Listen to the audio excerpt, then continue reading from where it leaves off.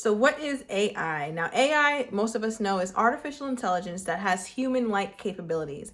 It thinks, it talks, it doesn't quite feel like a human, but it gets most of its informational source from places on the internet like news sites, blogs, credible sources, articles, Google, any information database that it could possibly get, it gets it from that, which is what makes it such a viable source to ask it questions and to play therapist. Now, for me personally, I have benefited tremendously from using AI as my damn therapist.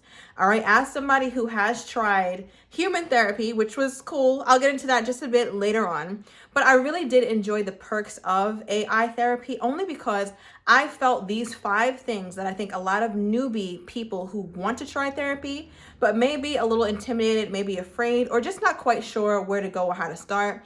I think this is the perfect way for you to get your feet wet. So number 1 reason why you should try AI therapy is because there is no judgment. If you sit across from that robot on that computer and tell that person how you done slashed that man's tires, all right, or how you done unalived your little baby parrot when you were a child, they're not going to judge you. They're just going to give you some sort of comfort. They're going to understand you, and they're going to give you ways to move forward, right? So whatever you have to say, AI is not really judging. You don't have to worry about like, oh my gosh, this person knows my business, or I should have never said this. Now they're looking at me crazy. We don't care about the robot's feelings. The robots, you don't feel. All right, so I can use you to my advantage and use the fact that you're not human to my advantage. So therefore, I don't feel judged, which is huge, especially as a newbie person and especially as melanated people. A lot of times in our community, therapy isn't really pushed. So this is a way for us to kind of get our feet wet and see like, okay, maybe I do need a little help. All right, so definitely a really good sign that you want to give it a try. Now, for number 2, it's free. I don't know if you guys know how much therapy costs, but especially here in New York, it could be upwards of $150. A lot of times jobs don't cover it, so you're paying $150 a session. And on top of that, your first session is really going to be like an interview, your first and second session, really, because you're trying to figure out, do I get along with this person? Do we culturally align? Does this person get me? And a lot of people don't end up getting therapy or kind of get turned off from it because they had a bad experience or a bad first experience because they had someone that they just didn't like. If you can't envision yourself being your person's friend or being your therapist's friend, or at least having a lot of respect for what they have to say, it's probably not the right fit for you. So that takes a while. And the beautiful thing about AI therapy is that it cuts all that mess out because you were just going to call them my therapist, right? So yes, that's number 2. Number 3 is that there's also less pressure. So for me, at 3 a.m. last night, I was having a little crisis. Okay, so I hopped on Gemini.com. That is my therapist of choice because it is free and it's one of the best AI softwares right now. And I really like it. You can have a paid version, but I stuck with the free version, of course. So I got some really sound advice for what I needed or for what I was thinking about when it came to just where I'm at in life and why I'm the way I am. Why the hell am I even thinking about this? Why am I up at 3 a.m.? Like, let's start there. And they give you so much information that you sometimes wonder like, damn, like they really actually gave value. It's almost strange in a way because you're talking to a computer or a computer is answering you in your questions. And it's a very strange phenomenon. But listen, I got used to it and I got used to it quick. So I will continue to ask Gemini questions at 3 a.m. You don't have to worry about having to make time in your schedule. Some people have children. You don't have to worry about hopping on Zoom when it's right or when you have to cook dinner first, do this. No, you do it whenever you can. You do it at your own leisure. There's no pressure, especially for the time management that it would require if it were a human.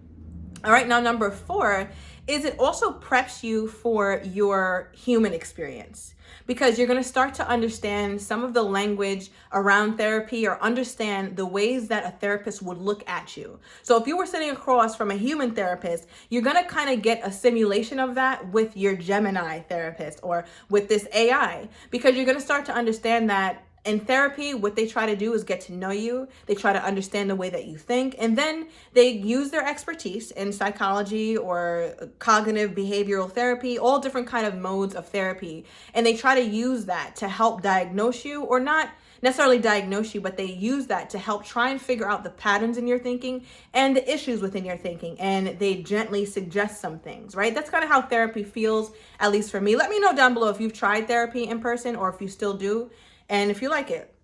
For me, I tried it. I think it was good, but I didn't need it. I think therapy for me was something that if I'm going through something in life and I need somebody with, a top on them to really weigh in, then that's when I'm going to go seek somebody with some level of expertise. But for the most part, I feel like I have enough tools to get myself out of ruts and know myself decent enough. But that's also why I lean on Gemini. So now the next part of the video are the prompts. All right, so there's two ways you can go about asking for therapy from Gemini, right? So we're going to get on Gemini.com. We're going to make an account. It is free. You can get a paid version. It has more advanced features, but the free version I have, and I get some really good advice. So you can either be super specific with your questions like, why did Ray Ray ghost me? They're going to give you reasons why Ray Ray got the hell on, okay? And it's going to be something that either you're ready to hear or you're not, but it's coming. And the good thing about it is that it really gives you insight to things that you probably haven't thought of. And so many times we're like, how could somebody or a computer tell me some things about myself that I don't already know? You'd be surprised how many blind spots you have. So you can approach this by just asking very specific questions like, why do I feel lonely all the time? Why did Ray Ray abandon me? Why do I feel like I'm not a good mother? Why do I feel like I'm a bad person? So you can ask them very specific questions. So that's one way. The second way, which I do both, I generally do both, but I got started with the second way that I'm about to tell you, which is I wrote a synopsis of my whole damn childhood. I really did. I talked about my mother. I talked about my father, whom I love so, so much. But I know that in some ways, indirectly, there are some things that I just grew up without. I felt like there was some ways that I was not emotionally validated by my father or by my mother in some ways. So I kind of learned to people please. I learned to be good in school so I didn't cause too much of trouble or anything like that. I learned to kind of silence myself because I was also told a lot that I was too damn sensitive and I was this and that and I was that. So I think those things really affected me as a child, and it affected me in my most formative years, like becoming a teenager and become a woman. I was very quiet. I was very inward, and I didn't quite know how to speak. I didn't know how I felt. I didn't know really who I was. And that's something that I had to learn in my adulthood, in my 20s. And now I'm here, 32, and I feel so much more confident about who I am, but I'm still figuring it out, right? And I think I'll maybe never truly be done with the work as long as I'm living. But I think that there was so much about my childhood that I put in there. It was very long, probably maybe like 500 words.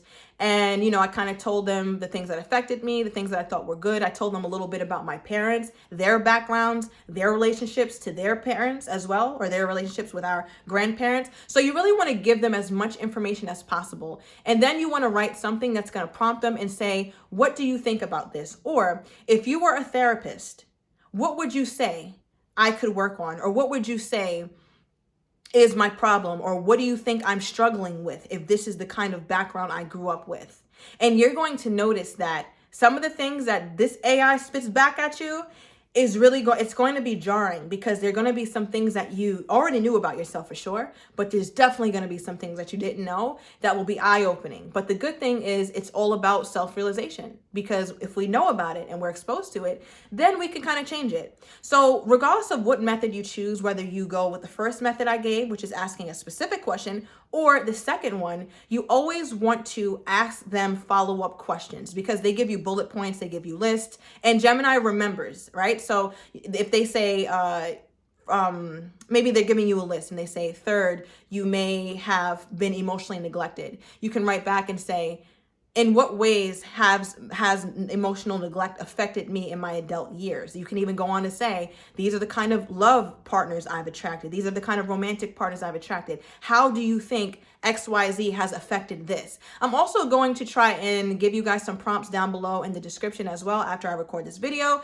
just to make it super easy for you guys as you venture off and get your first or 100th therapy session is good for beginning people, it's good for advanced people. It's just a really good way to just learn a little something, just a little something. Sometimes it's just that one missing piece of the puzzle that helps something really click. That's how it worked for me. It really did. So that's why I was like, I have to share this. So definitely ask follow-up questions, whether you ask them something specific or you write up a whole synopsis. And overall, what do I think in terms of human therapy versus AI? I mean, me personally, I think I'm in a decent enough space, or maybe I'm not, I don't know. But I'd like to think I'm in a decent enough space to know myself enough when I really need help, when I need human intervention. I think for me, it's more of a sometimes things or crisis things, like when something comes up and I need advice. And Gemini, it really has come in very handy with that. So you have to figure out where you're at. You know yourself better than anyone else. And I would also say that if you'd like to have human therapy, try this first, because it will get your feet wet and you'll feel so much more comfortable when you do sit across from that person. You'll be ready to invest financially because you already know it is an investment. But our emotional and mental health is number one, which is why I felt also called to bring this topic to the channel, because we're all about healing, we're all about growth, and we're all about finding resolutions within ourselves so that we can live our life the fullest. And that's where I'm going to leave this video. Let me know if this video has been helpful. Give it a try, like really try it, and then come back and tell me how it's been. What the hell Gemini told you? Were you surprised? Were you kind of like, you already knew? But nonetheless, take this advice in, and I will be seeing you guys and I'll be seeing you guys soon. I'm not going to edit that out because I told you guys I'm committed to you guys seeing me on here fucking up. All right, so yeah. I was going to say like, share, comment, and subscribe. Don't forget to do that because that really helps my channel go up. We are on our way to 1K, and I will be seeing you guys next time.